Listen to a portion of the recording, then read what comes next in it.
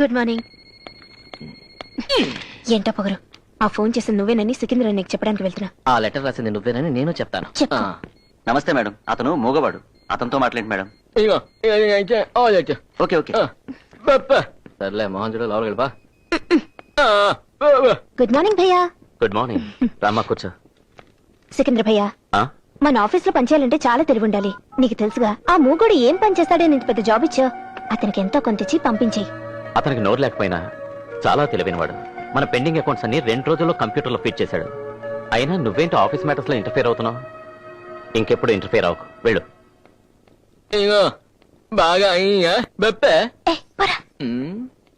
బాబు పెద్ద గారు కనపడటం లేదు ఎక్కడ ఆయన మిమ్మల్ని పెద్ద గారు ఆఫీస్ లో ఎక్కడ కనపడటం లేదు. ఎక్కడ ఉన్నట్టు? ఇంటి దగ్గర ఉన్నారండి. ఓహో, ఇదిగో బాబు ఇంటి దగ్గర అంటే పంజాబీ హౌస్ లోనా? బడాగర్ బడాగర్. గొంతుకేటి గరుగ్గా ఉంది. ఇది వరకు ఎప్పుడో విన్నట్టుంది. బాబు నన్ను గానీ ఎప్పుడైనా చూసావా? ముచ్చుకో నైదేక.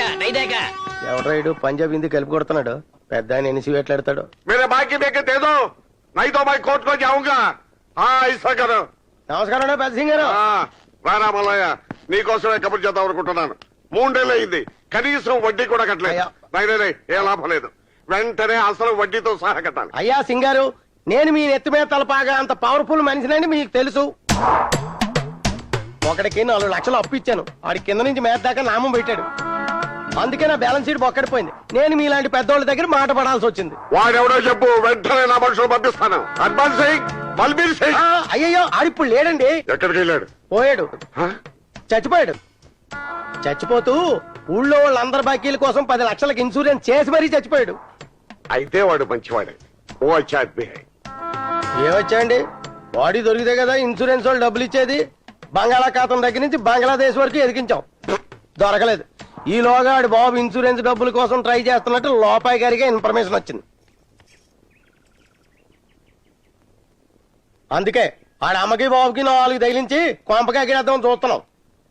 ఏదో సామెత చెప్పినట్టు ఎవడో బతికి ఏడిపించాడు, సచ్చి ఏడిపించాడని అలాంటి సావనేలా బతకనేలా. చిచి, ఇదిగో బాకీ కావాలంటే వచ్చానే లేవు, అంతేగాని చచ్చిన వాడిని తిట్టకూడదు. జా జా. బాకీ ఇచ్చినోడి మీద సింపతి లేదు, ఎగ్గొట్టినోడి మీద సింపతి. అందుకే నెత్తి మీద తలపాగా వచ్చింది. ఏ మళ్ళీ ఆగు. ఏమిటి, పెద్ద ఆయన మంచోడని మాయకబులు చెప్పి మొత్తం ఎగ్గొట్టేద్దాం అనుకున్నావా? నేనా? ఎవడో బాకీ అని, ఇన్సూరెన్స్ అని, చచ్చిపోయాడని ఇన్నబద్దాలా? అబద్ధాలా? అబద్ధాలు నేనెందుకు చెప్తాను ఆయనతోటి? ఆయన నమ్మితే నమ్మొచ్చు, నేను నమ్మను. నమ్మనంటే ఎలాగమ్మా, దానికి తగిన ఆధారాలు ఉన్నాయి. ఇదిగో, నేను ఆడికి ఫైనాన్స్ ఇచ్చినప్పుడు ఆ కంపెనీని ఆచేత ఓపెన్ చేయించాడు. ఆ పక్కన దాడే వెనకాల అడ్రస్ ఉంది. శవాన్ని పోల్చుకోవడం కోసం ఫోటో ఎంటెట్కి తిరుగుతున్నాను. సర్లే నువ్వు వెళ్ళు. మరి ఫోటో ఉండని, మేము కూడా ఎంక్వైరీ చేస్తాం. సరే. చూసావా వీడి వెనక ఎంత కథ ఉందో? వీడు మామూలు వాడు కాదు. వాళ్ళు వెతికే డెడ్ బాడీ వీడిదే. అడ్రస్ అని చూడు. నువ్వేది సీరియస్ గా తీసుకో. వీడేదో మాస్టర్ ప్లాన్ వేసి మన ఇంట్లో చేరాడు. వీడిని తక్కువగా అంచనా వేయకూడదే. వీడిని ఎలాగైనా సరే ఇంట్లోంచి పంపించేయాలి. పూజ పూజ.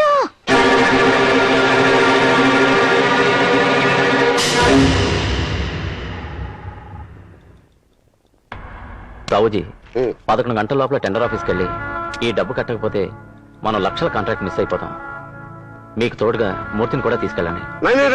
వాడిని తీసుకెళ్తా ఏ పని కూడా అవుతావు. వాడిని తీసుకెళ్తాను. ఇదిగో నువ్వు తావుజీ కూడా సికిందర్ అయిసరా, నేను చెప్తానుండు.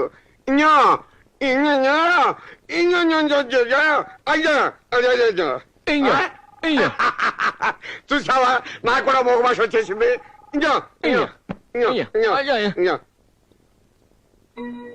సికిందర్ బేట, మీ పెదనాన్న ఇంతవరకు రాలేదు. ఇంత ఆలస్యం ఎప్పుడూ అవ్వలేదు. రాత్రి 10 అయింది. మాజీ, టెండర్ పని మీద వెళ్ళారు కదా, అక్కడ ఆలస్యం ఉంటుంది. మీరేం కంగారు పడకండి. అది కాదు భయ్యా, పెద్ద ఆయన చాలా డబ్బుతో వెళ్లారు. పైగా మూగండి కూడా తీసుకెళ్లారు. ఆయన దగ్గర అంత డబ్బున్నట్టు అతనికి కూడా తెలుసు. అంటే డబ్బు చూస్తే ఎవరికైనా దురాశ కలగచ్చు కదా. అందుకే వాడేమన్నా చేశాడేమోనని భయంగా ఉంది. Hello, police station. రండి. నువ్వేనా మూర్తి? అవునండి. అతను ఇక్కడ ఎంతకాలంగా ఉంటున్నాడు? 2 నెలల నుంచి అండి. అతను మీ వాడేనా? అవునండి. ఎంతకాలంగా తెలుసు? మావాడే కదా, కొత్తగా తెలిసేదేముంది. బల్వేంద్ర సింగ్ గారు అక్కడికి వెళ్ళిన తర్వాత ఏమైనా ఫోన్ చేశారా? చేయలేదు. మేమే మా బంధువులందరికీ ఫోన్ చేశాం, మా ఆఫీసులకి ఫ్యాక్టరీస్కి మెసేజ్ పంపించాం. ఎక్కడా ఉన్నట్టు ఇన్ఫర్మేషన్ రాలేదు. Sir message. Hello speaking. Sir మనం వెతుకుతున్న అతను దొరికాడు సార్. ఎన్ని అడిగినా ఏమీ సమాధానం చెప్పట్లేదు. అతన్ని లాకప్ లో ఉంచాం. ఓవర్. ఓకే, అతను దొరికాడట. ఎంత అడిగినా ఏం చెప్పడం లేదంట. నేను వెళ్ళి తెలుస్తా. బల్వేంద్ర సార్. ఏమండి? ఏమిటండి ఏమైంది? నాయన కౌర్జీ, ఏమైంది తావుజీ? ఈ దెబ్బలేంటి? చిన్న యాక్సిడెంట్ జరిగిందండి. సమయానికి ఆ మూగోడు ఉండబట్టి సరిపోయింది. నన్ను హాస్పిటల్లో చేర్పించి డబ్బు తీసుకెళ్లి టైంకి టెండర్ కట్టాడు. ఇదిగో ఆ టెండర్ మనకే వచ్చింది. కాకపోతే మందుల కోసం వెళ్ళి నా కుర్రాడు ఇంతవరకు రాలేదు. ఈ సంగతి మీతో చెబుదామని ఇక్కడికి వచ్చాడా? ఎలా వస్తాడండి? పోలీస్ స్టేషన్ లో పెట్టి చితకదన్నిస్తున్నాడు. ఎందుకది? ఎందుకనా? మిమ్మల్ని చంపి మీ డబ్బు దోచుకుపోయాడని.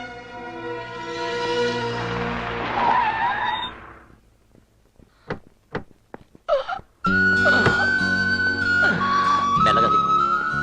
జాగ్రత్త. మెల్లగా, మెల్లగా.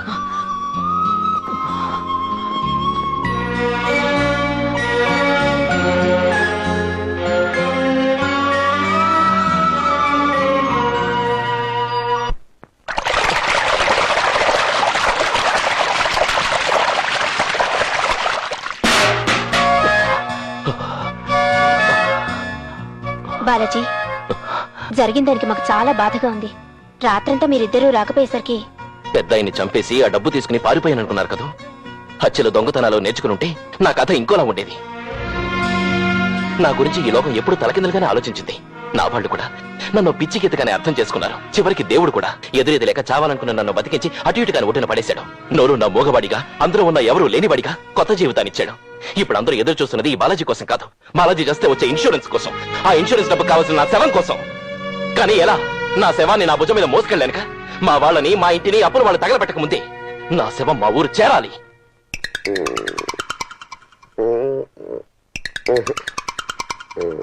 ఇదిగో సార్, బ్యాంకులో 10 లక్షలు డ్రా చేసుకొచ్చాను. ఒరే మూర్తి, సార్, మనం 30 లక్షల రూపాయలతో ఫైనాన్స్ కంపెనీ మొదలు పెట్టాం.